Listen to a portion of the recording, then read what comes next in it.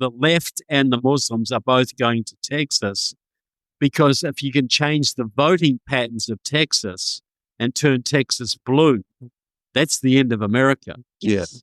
That's it. There's no more Republican Party ever from that point. They've already got California. Texas has got the next biggest number of electoral college votes. The left are putting billions of dollars into Texas. The Muslims are flooding into Texas. That is exactly as Robert says. It's a stab at the heartland of America, but it's also taking the electoral college map into full account. I would also say that, when you talk about mosques springing up, this is, especially in a place like Texas, which is rather big on football, baseball, sports of all kinds. The old adage, if you build it, they will come. So this infrastructure is being set up not to serve an existing population in a place like Texas, but a coming population. And already in some places, it's pretty large, Dallas, Houston especially.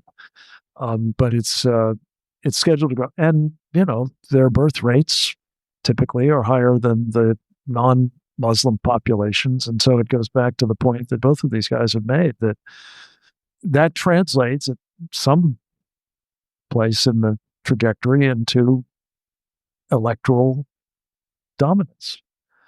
And what we're just seeing, to remind you, I think there are 2 Muslim representatives in the Texas state legislature at the moment, the House. And these guys have churned out, as I think, dozens of bills or resolutions, at least, that were blithely adopted by the state legislature in its session that ended in the end of May, I think.